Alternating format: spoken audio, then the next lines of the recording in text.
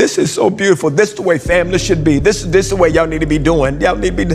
And then I said, hey guys, this is not about us. This is about Sawana.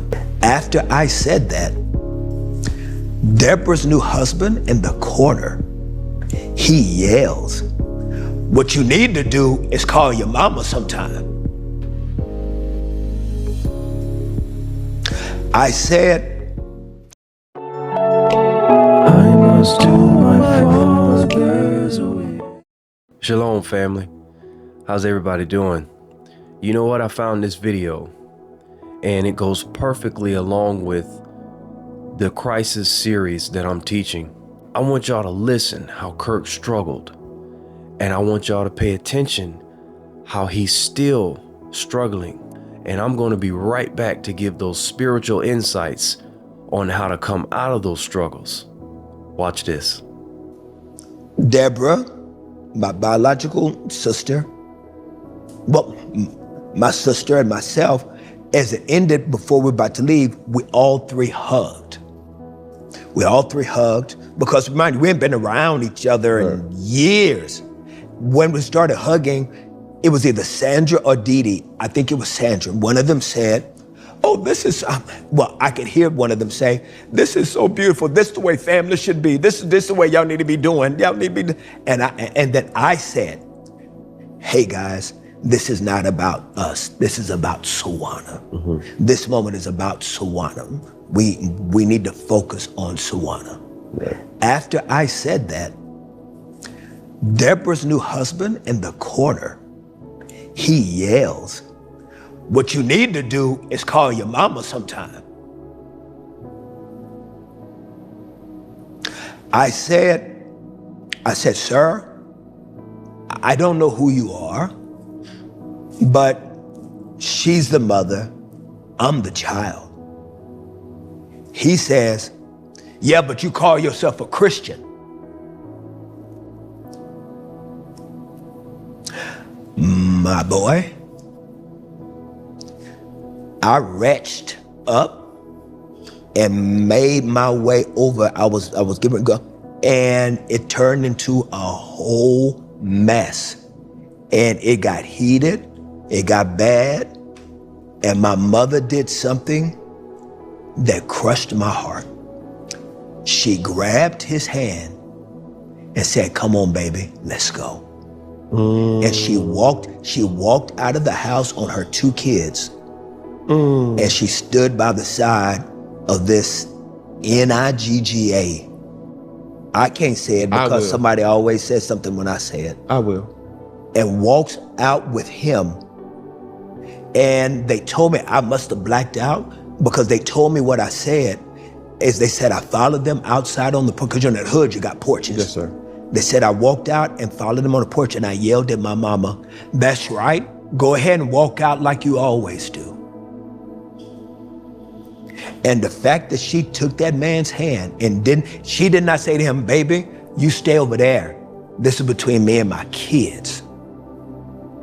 Kids that I know I did not raise. Kids that I know I did not nurture. Kids that I know I did not protect. Kids that I know that I did not provide for. Kids that I know that I did not defend. Kids that I did not love. Kids that did not have their mama. You stand over there and let me deal with my kids. She did not deal with her kids. I can't, at some point you got to save what is still together. Mm-hmm. Ooh, did somebody get that? No, I'm with you. At some point you got to save what's still together. Yes, Lord. Because if not, you can't give them everything to break. Mm-hmm. You bruised, but you ain't broke. Yes, sir. But I would tell you this.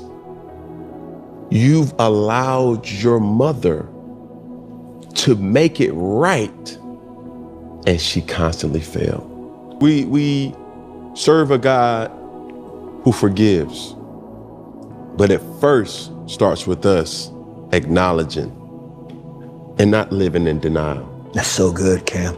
That's so good. But sometimes we continue to go through these crises because there are some people out there that we need to reach. You know, there's some sick people out there, or there's some broken-hearted people out there, or there's some people out there that has been through the same thing we've been through, but we don't know that. So sometimes God will allow these crises to keep hitting us until we get fully developed enough to where we're able to come out of these crises and pass the test. Once we've come out of the crisis, we are now qualified in God's eyes to help the next person come out of the same crisis or the similar crisis that we've gone through. And this is what crises are for. See, all crisis is a word that we've come up with. Because God doesn't see a crisis as a crisis. It's not a crisis to God. It's just a situation, or it's just an environment, or it's just it's like a small little test that he's putting us through, because he's trying to develop us and grow us up so that we can be more effective in someone else's life. That's what a crisis is really for. It doesn't come to destroy us. It comes to develop us, to get us ready for that next thing, that next level. My prayer for Kirk is that he realizes that this crisis or this test that he keeps going through, see, for Kirk, it's more of a mental crisis. It's more of a mental scar, and we all have them. I have some too. We have all grown up with mental scars, things that have happened to us in our past that is still holding on to us, and we're struggling to let it go. Those are called mental scars. And the way to get rid of those scars is you just have to allow God to groom that out of you. And once that is groomed out of you, now you're able to go and help someone else. See, these crises, they're going to keep coming until we pass them. And sometimes God will send the same crisis around again. And sometimes I will say this, sometimes it's not always the devil that sends these crises. Now, this is something that I'm trusting that you all are mature enough to hear, so I'm going to say it.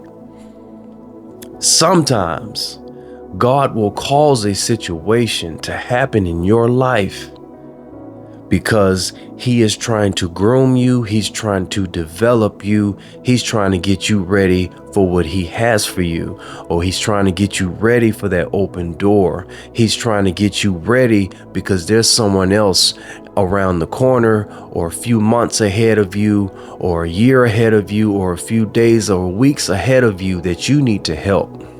I'm gonna go ahead and wrap this up. Please like and subscribe to the video if you want to, but I'm going to keep continuing this crisis series as I feel the Lord leading me, because there's a lot of people out there that I feel that's going through a crisis, that they're going through situations and they don't know how to handle it, and it's damaging them mentally, and we end up with these mental scars, and we got to know how to groom them and get them out.